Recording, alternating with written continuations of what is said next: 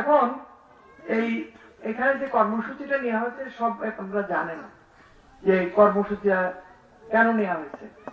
আজকে মেয়েরা ছেলেরা সমভাবে যদি এই দেশকে গড়ে না তুলি তাহলে দেশটা আর গড়া যাবে না। কারণ যারা ক্ষমতা এর আগে ছিল, যারা বঙ্গবন্ধুকে হত্যার পর এই দেশকে তারা দখল করেছিল, তারা আমার মুক্তিযুদ্ধ এবং মুক্তিযুদ্ধের মূল্যায়ন সবকিছু ভুলাই দিতে চেষ্টা করেছিল এবং যারা মুক্তিযুদ্ধের বিরোধিতা করেছিল সেই রাজাকারদেরকে নিয়ে তারা সংগঠন করেছিল এবং বঙ্গবন্ধুর নাম নেওয়া যাবে না এই ফরমান জারি করে দিলেন।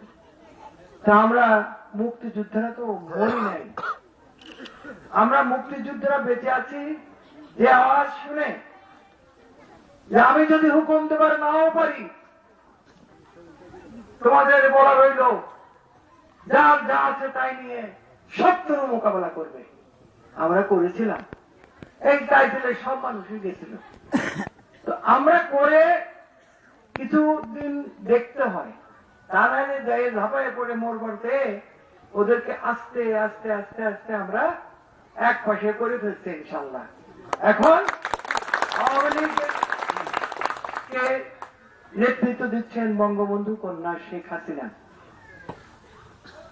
তিনি শুনেছেন আপনারা, আমি নিজে বলতে চাই না, আমাদের ডিসি সাহেব আছেন, যে কিভাবে চালাচ্ছেন, মানে নিজে দিয়ে কিনে আইনে আবার মানে অর্ধেকের কম দামে কৃষককে দিচ্ছেন। কৃষক না বাঁচলে দেশ বাঁচবে না, এইটা তিনি স্লোগান দিয়েছেন, কৃষক বাঁচতে হবে। এবং এই যে মহিলারা, এদের যদি কর্মসংস্থান না হয় তাহলে একজনের ইনকামে আজকাল হয় না, একজন একজনকে সহায়তা করতে হবে। সব দেশে গেছি আমি, রাশিয়াও গেছি, দেখেছি যে সব জায়গায় সবাই সবাইকে সাহায্য করছে, মেয়েরাও কাজ করছে, ছেলেরাও কাজ করছে। সেই জন্য এই নেত্রী আজকে এই যে একটা কর্মসূচি আমাদের দিয়েছেন, সেই কর্মসূচি আমরা এই মাটি কাটে 40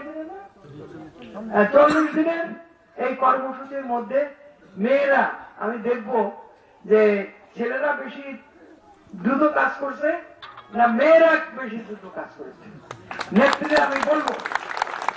আর কালকে গতকাল আমি টেলিফোন করেছিলাম, উনি আজকে চলে গেছেন বিদেশে। আমি বললাম 9টার সময় রওনা হয়, আমি চলে আসবো তোমাকে তুলে দেওয়ার জন্য। তো বললেন যে না না আপনার তো সে আসার দরকার নেই। আচ্ছা সবাই কি করে, এই খুব খারাপ আছে? আমি তো কারোর কাছে শুনি নেই, আমি অনেকে গোপনেও জিজ্ঞেস করছি, 2-1জন আছে তাদের কেউই নাই, ওই ভাতা দেয় না কেন? ওই যে স্বামী পরিত্যক্ত এবং বৃদ্ধ ভাতা, এই ভাতাগুলো দিচ্ছে না? আমাকে হ্যাঁ দিচ্ছে। যদি আরো লাগে আপনি লিস্ট নিয়ে আসবেন। এবং আপনাদের সবাইকে উনি ঈদের সালাম জানাইতেন এবং বলছেন আমাকে যেন দোয়া করে, অন্যদেরই আমাকে দোয়া করে। আমি আমার জীবন দিয়ে হলেও আমি আমার পিতার যে কার্য যিনি করে যেতে পারেন নাই, আজকে বাংলাদেশের জন্য আমি তাই করে যাব সবাইকে নিয়ে। এই হলো তার কথা। আমিও বঙ্গবন্ধুর কর্মী, 56 সাল থেকে এই পর্যন্ত।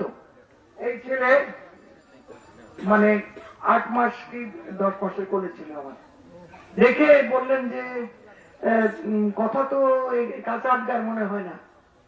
আমার আবার বিয়ে হয়েছে এখানে। তারপরে যখন শুনলেন যে গোত্রী বাড়ি, আরে বাবা যে খুশি।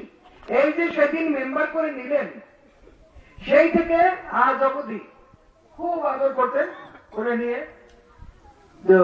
আজ অবধি আমি সে কথা স্মরণ করি যে কেউ যদি ইয়ে না করে, বিশ্বাসঘাতকতা করে, তুমি করবে না, তোমার গায়ে সেই রক্ত নাই।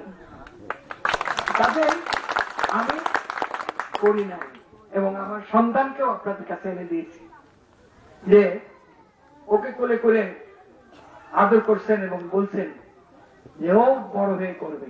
তো ও সেই কাজই করতেছে। আমি আর কয়দিন পড়বো, আল্লাহ যদি হাত দ্রাজ করে আপনাদের দোয়ায়, তাহলে করে করতে পারবো, সহায়তা করতে পারবো আপনাদেরকে। আজ সেই জন্য আমি বলতে চাই যে এই রাস্তা আমি কল্পনাও করিনি, হাঁটতে হয়েছে আমার।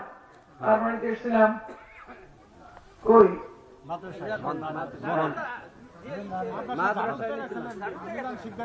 তো সেখানে ওইখান থেকে হেঁটে ওরা আমার সঙ্গে সঙ্গে বড় হয়েছে, এখন আমার সাথে সাথে আসছিল, হাঁটা ছাড়া তো কোনো পথ ছিল না। আর এইখানে যে আমি আসছিলাম সেটা তালের গোমায়।